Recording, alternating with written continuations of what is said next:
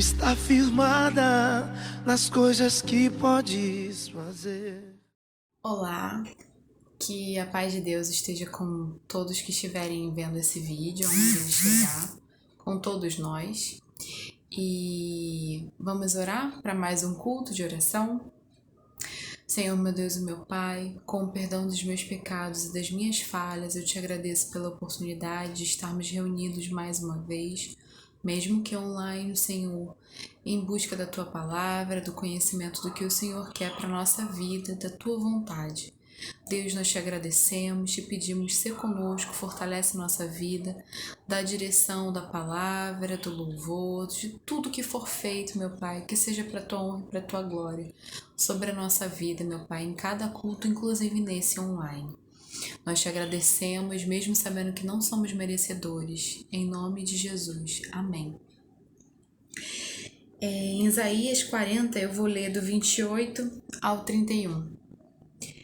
Será que você não sabe, nunca ouviu falar? O Senhor é o Deus eterno, o Criador de toda a terra. Ele não se cansa nem fica exausto. Sua sabedoria é insondável. Ele fortalece o cansado e dá grande vigor ao que está sem forças. Até os jovens se cansam e ficam exaustos. Os moços tropeçam e caem. Mas aqueles que esperam no Senhor renovam suas forças. Voam alto como águias, correm e não ficam exaustos, andam e não se cansam. Que o Senhor possa ser a nossa força, que Ele possa fortalecer a nossa vida, sendo nós jovens ou não. O cansaço, as incertezas, às vezes abatem a nossa alma, o nosso espírito, nos deixam conturbados, mas que a gente possa olhar para o alto, para cima e focar em Deus. Um bom culto para todos nós.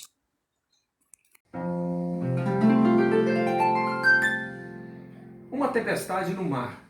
Os discípulos ficaram apavorados.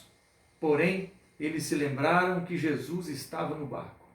Jesus repreende o vento e o mar, tudo fica bem, tudo fica tranquilo. Se Jesus estiver no barco das nossas vidas, tudo vai terminar bem. Porque Ele está dizendo para nós: sossegai, eu estou no controle de tudo, diz o Senhor.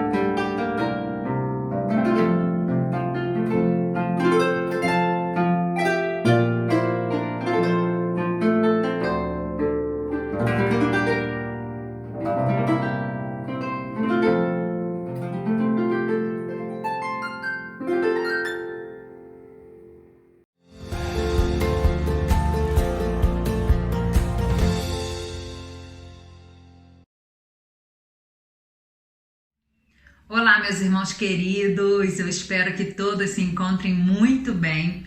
Eu sou Carla, sou casada com o pastor William, somos missionários em Medellín, na Colômbia, já há 7 anos e trabalhamos com plantação e revitalização de igrejas. Neste momento eu quero compartilhar com os irmãos um pouco de como foi o meu chamado missionário, como foi que eu vim para o campo missionário. Eu me lembro de que quando eu ainda era criança, eu fazia parte de uma igreja que amava missões e que falava muito sobre missões durante todo o ano, não somente no período de campanha. Então, aquele universo onde se falava tanto de missões foi me envolvendo. E eu ainda criança me lembro dos missionários que foram visitar a nossa igreja, dos testemunhos, das histórias deles de vitórias, mas também de muita tristeza e perseguição no campo missionário. E um momento, um casal de missionários foi à nossa igreja e enquanto o esposo falava para a igreja, a esposa foi falar para a gente, para as crianças no culto infantil. E aquilo foi muito especial, porque ela compartilhou conosco a experiência dela como missionária no campo missionário e ela falou na nossa linguagem para as crianças, de maneira que a gente pudesse entender aquilo que a gente ouvia falar durante as campanhas, mas agora a gente poderia conhecer a experiência de alguém que esteve ali no campo, que estava no campo missionário. E naquele momento eu me lembro que ela dizia que havia muitas crianças que ainda não conheciam sobre Jesus, não conheciam os heróis da nossa Bíblia, da nossa fé, e essas crianças não conheciam esses heróis, não conheciam Sansão, não conheciam o rei Davi, não conheciam a rainha Esther, não conheciam o apóstolo Paulo, Pedro e todos esses personagens que para nós são tão importantes porque são exemplo de fé. E aquelas crianças, e muitas crianças no mundo, não conheciam esses personagens. E aquilo falou muito forte ao meu coração, porque eu pensei, gente, como que alguém, como alguma criança como eu, pode ter uma infância que não conheça esses heróis, esses personagens, essas pessoas tão importantes? E ali eu fiquei com essa pulga atrás da orelha, não é possível que isso aconteça. E eu me coloquei no lugar dessas crianças que nunca tinham ouvido falar de Jesus, nunca tinham ouvido falar desses personagens da palavra de Deus. E eu senti tristeza por elas. E ali começou tudo.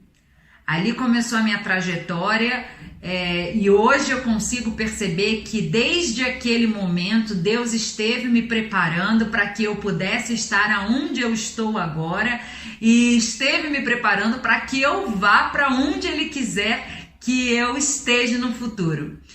E toda a minha vida foi assim. Quando mais ou menos na minha adolescência eu lembro de uma mensagem em que o pastor falava sobre legado, sobre o legado que nós vamos deixar.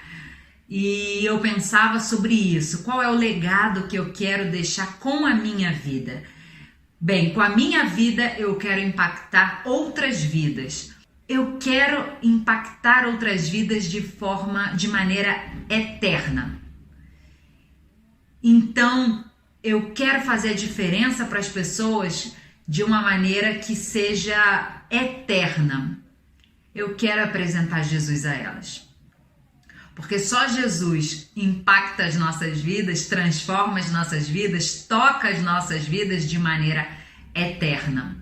Então eu quero apresentar Jesus para as pessoas e quero falar para elas sobre esse amor que chegou à minha vida e fez com que eu tivesse vida eterna. Eu quero fazer isso. Então ali eu também comecei a pensar sobre o meu legado, sobre o que eu gostaria de deixar, sobre como eu gostaria de investir a minha vida. E com 17 anos eu disse sim ao Senhor e eu disse sim ao chamado que Ele me fez para ir ao campo missionário. E aqui estou, em Medellín, junto com meu esposo, cumprindo a missão do Senhor. Mas eu quero falar com vocês sobre algo interessante também, sobre uma vida para viver o poder de transformar. já que a nossa campanha fala sobre viver o poder de transformar, eu quero falar para você sobre isso, uma vida para viver o poder de transformar. E aí eu vou lá em 2 Timóteo capítulo 1, e nos versículos 8 e 9, que diz o seguinte: não te envergonhes, portanto, do testemunho de nosso Senhor, nem do seu encarcerado, que sou eu. Pelo contrário, participa comigo dos sofrimentos a favor do Evangelho, segundo o poder de Deus, que nos salvou e nos chamou com santa vocação, não segundo as nossas obras, mas conforme a sua própria determinação e graça que nos foi dada em Cristo Jesus antes dos tempos eternos. Então, segundo esses dois versículos, que são versículos também claves para a nossa campanha, versículos chaves para a campanha desse ano, a gente vai entender como viver uma vida que impacte outras vidas, uma vida que deixe um legado. E aqui no versículo 8 diz o seguinte: não te envergonhes, portanto, do testemunho de nosso Senhor. Então, primeira coisa para viver uma vida que deixe um legado, uma vida que viva o poder de transformar outras vidas, não te envergonhes do testemunho de Jesus Cristo. Não te envergonhes daquilo que o Senhor fez na tua vida. Usa esse testemunho para impactar outras vidas. Usa aquilo que o Senhor fez em ti para que você possa ser instrumento para transformar outras vidas. Simplesmente compartilhe aquilo do qual você já experimentou, tem vivido, tem sentido, essa perspectiva nova, eterna que você há recebido, que você já recebeu. Compartilhe isso e não se envergonhe do que Cristo fez na sua vida. Outras pessoas também precisam experimentar aquilo que você experimenta. Não seja egoísta de não falar sobre Jesus por medo de sofrer alguma represália, alguma atitude hostil. Não faça isso. Compartilhe sobre aquilo que você tem vivido. Outra coisa também fala o seguinte: participa comigo dos sofrimentos a favor do Evangelho. Então a gente viu, não te envergonhes, e se for necessário sofrer, padecer a causa do Evangelho, não tenha medo. Não tenha medo do que vai acontecer. Saiba que a todo momento o Senhor vai estar contigo. Em cada momento. E essa é a palavra de força e de esperança que o apóstolo Paulo está apresentando a Timóteo. Não tenha medo, porque o Senhor está contigo. Diz o seguinte, a favor do Evangelho, segundo o poder de Deus, porque não é o que nós fazemos, é o que o poder de Deus faz por meio de nós. A gente não tem noção disso. Muitas vezes a gente não faz algo porque a gente pensa no que aquilo pode produzir em contra de nós mesmos. Mas é aí que a gente se engana. A gente não pode deter a ação do Espírito Santo por causa de medo ou vergonha. A vida que vive o poder de transformar é aquela vida que somente permite que o Espírito Santo atue em todo e qualquer lugar, conforme ele deseja atuar. Diz também, a favor do Evangelho, segundo o poder de Deus, que nos salvou e nos chamou com santa vocação. Então, um terceiro ponto para poder viver uma vida baseada no poder de transformar é entender a sua vocação. É entender que todos nós fomos chamados, fomos vocacionados para ser portadores da mensagem do Evangelho, da mensagem de salvação. Isso está para todo crente, aonde quer que esteja, falar sobre o amor de Deus.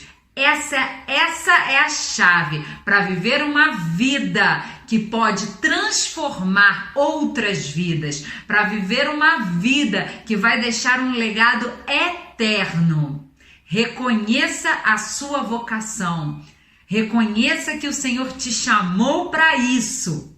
Não te envergonhes do que o Senhor fez na sua vida, do teu testemunho, de como Ele te transformou. E não tenha medo de sofrer a causa do Evangelho. Sim?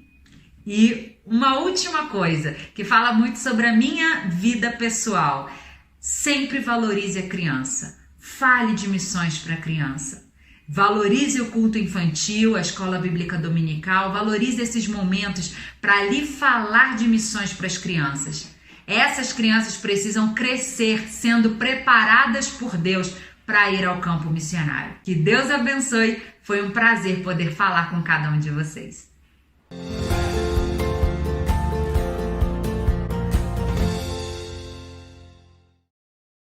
Deus possa ter abençoado a vida de cada um através da palavra que foi dita, do que foi feito aqui. E para finalizar, eu deixo o versículo de Filipenses 1, versículo 6. Estou convencido de que aquele que começou a boa obra em vocês vai completá-la até o dia de Cristo Jesus. Até o dia da volta de Cristo há esperança para gente. Por mais pecador, por mais errado, por mais não merecedor que nós sejamos, o Senhor nos ama e a sua misericórdia nos alcança e nos ajuda a nos mantermos firmes. Então, que o inimigo não encontre na gente a possibilidade de ser enganado, de dizer pra gente que a gente não consegue, porque a boa obra será até o dia do retorno do Senhor ou da nossa ida para Ele. Que Deus abençoe a vida de cada um, a vida do nosso pastor, da nossa igreja, a minha vida, a vida de cada um de nós. Em nome de Jesus. Amém.